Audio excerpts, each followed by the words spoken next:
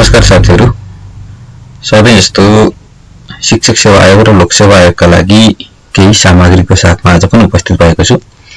नेपाल परिचयको 13औं संस्करण पुस्तकका आधारमा धरातलीय स्वरूप अन्तर्गत हिमाली प्रदेश भन्ने पाठ्यवस्तुमा 15 वटा वस्तुगत प्रश्न उत्तरहरू लिएर आएको छु।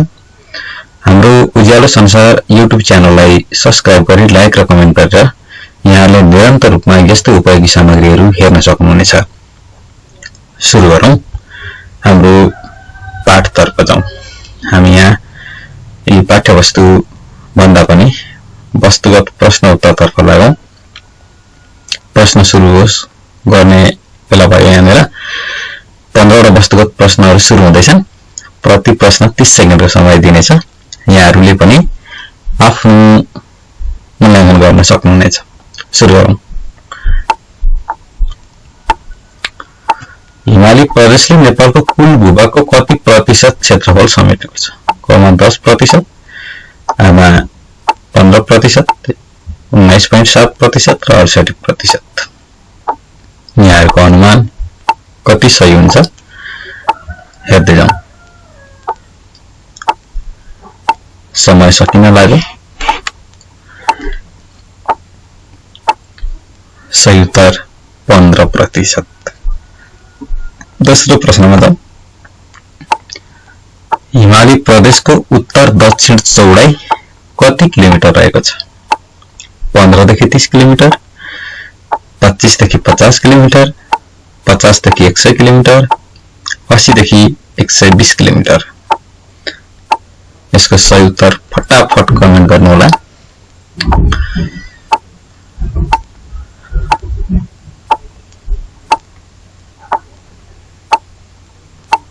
सही उत्तर 25 देखि 50 किलोमिटर सम्म रहेको छ। त्यस्तै तेस्रो प्रश्नमा जाउँ। हिमाली प्रदेश समुद्र सतहदेखि करिब कति उचाइ भन्दा माथि अवस्थित छ? 1500 मिटर, 2000 मिटर, 3000 मिटर, 4500 मिटर। हिमाली प्रदेश समुद्र सतह भन्दा करिब कति उचाइ भन्दा माथि अवस्थित छ?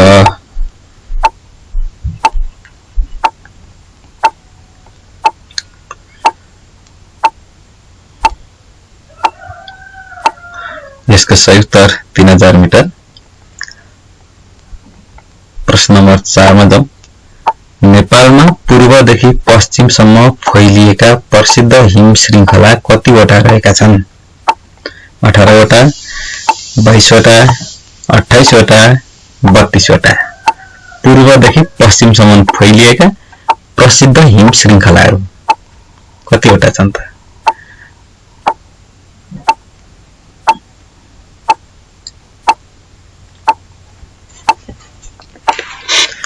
28 वटा हिम श्रृङ्खलाहरू।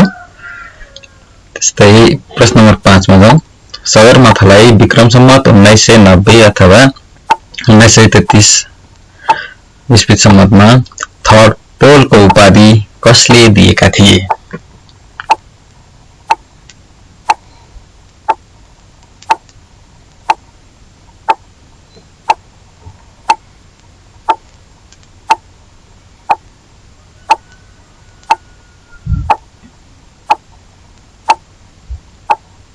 मेडिकलका अग्ले पक्कै पनि थर्ड पोल भनेर उत्तर दिएका थिए। त्यस पछाडि हामी अर्को प्रश्नमा जाउँ। सोलुखुम्बुको 4400 मिटर उचाइमा रहेको कुन गाउँमा आलु फल्छ? यति धेरै हाइटमा सोलुखुम्बुमा कुन गाउँ पर्छ याद गर्नु होला। जोमसोम, चुङकुक गाउँ, नाम्चे बजार, थामे गाउँ। सोलुखुम्बु जिल्लामा कुन गाउँ छ 4400 मिटरको उचाइ जहाँ आलु फल्छ? यसको सही उत्तर चुङकुङ गाउँ। अर्को प्रश्न नम्बर 7 मा जाउँ। मुस्ताङको जोमसोम जुन 2800 मिटर उचाइमा छ, जहाँ कति मिलिमिटर वर्षा हुन्छ? वार्षिक रूपमा कति वर्षा हुन्छ भन्ने कुरा हो। 100 मिलिमिटर सम्म, 200 मिलिमिटर सम्म, 500 मिलिमिटर सम्म र 1000 मिलिमिटर सम्म। यो मुस्ताङको जमसममा कतिसम्म चाहिँ पानी पर्छ भन्ने कुरा 200 मिलिमिटरसम्म। अर्को प्रश्नमा जाउँ। हिमाली प्रदेशमा माटो र जलवायुका दृष्टिले कति प्रतिशत भन्दा कम जमिन मात्रै खेतीका लागि उपयुक्त छ? 1%, 5%, 12%, 16%।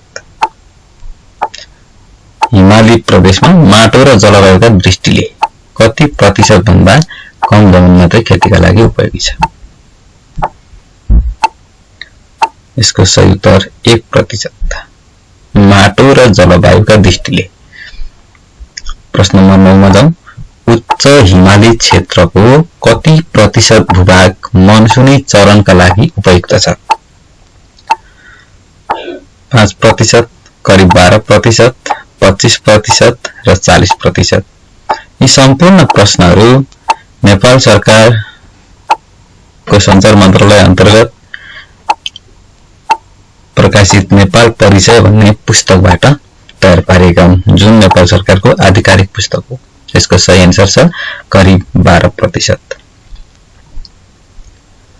त्यस्तै हामी प्रश्न नम्बर 10 मा जाउँ। हिमाली क्षेत्र अन्तर्गत हाल कतिवटा जिल्लाहरू पर्छन्? 16 जिल्ला, 18 जिल्ला, 21 जिल्ला, 25 जिल्ला। जम्मा हिमाली क्षेत्रमा कतिवटा जिल्ला पर्छन्? हाल कतिवटा जिल्लालाई हिमाली क्षेत्रमा राखिएको छ?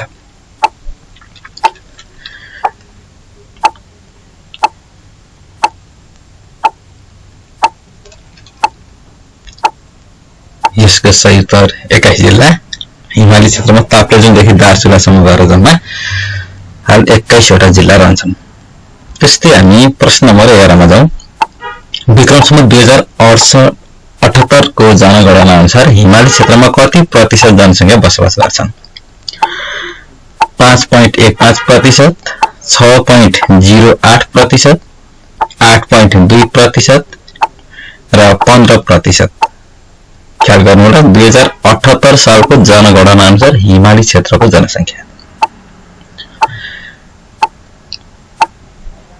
यसको सही उत्तर 6.08%। अब हामी जाउँ 12औं प्रश्नमा। विश्वको सर्वोच्च शिखर सगरमाथा जुन 8848.800 मिटर अग्लो छ, यो हिमाल कुन हिम श्रृंखलामा पर्दछ?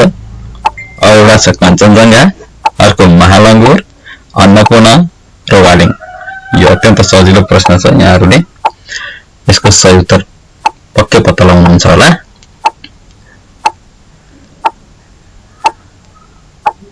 यसको सही उत्तर रहेको छ महालंगुर। सगरमाथा, लोछे, मकालु, चोयु, महालंगुर हिमाल चाहिँ महालंगुर हिम श्रृंखला अन्तर्गत पर्छन् भन्ने कुरा हाम्रो नेपाल परिचयको पुस्तकमा रहेको छ।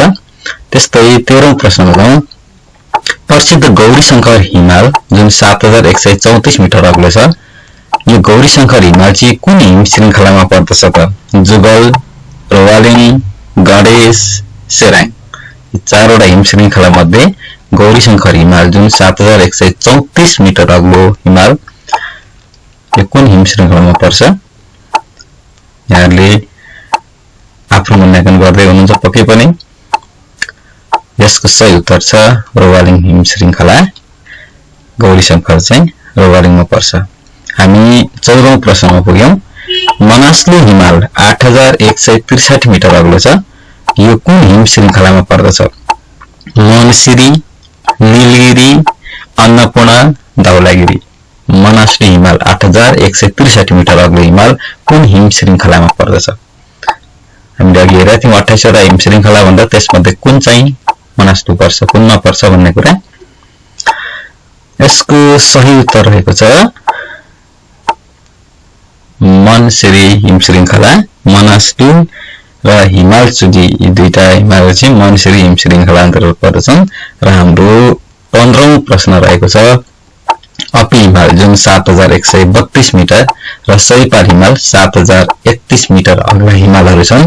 यी हिमालहरू कुन हिम श्रृङ्खलामा पर्दछन्? अपी हिमाल र सयपाल हिमाल कुन हिम श्रृङ्खलामा पर्दछन्? गुराँस, जनक, चाङ्ला, चान्टी। यी दुवै हिमालहरू अपी हिमाल र सयपाल हिमाल चाहिँ कुन हिम श्रृङ्खलामा पर्दछन्? यो लोकसेवा शिक्षक सेवामा पनि सोधेको प्रश्न हो। पहिला धेरै इम्पोर्टेन्ट क्वेशनहरू छन्। यसको सही उत्तर छ गुराँस हिमाल। हाम्रो गुराँस हिम श्रृङ्खलामा चाहिँ अपी र सयपाल हिमसुलीहरू पर्छन्। अब मैले यहाँ अहिले टिक लगाइन, त्यसैले मेरो त यहाँ देखाउँदैन पक्कै पनि। तपाईहरुको कति आयो त हैन? यहाँ मेरो कति अंक आयो तपाईहरु मूल्याङ्कन गर्नुहोला। मैले चाहिँ टिक नलागेकोले यहाँ 0 भन्दा। यस्तै उपयोगी र ज्ञानवर्धक सामग्रीका लागि उज्यालो संसार युट्युब च्यानललाई सब्स्क्राइब गरी लाइक र कमेन्ट गर्न नभुल्नुहोला।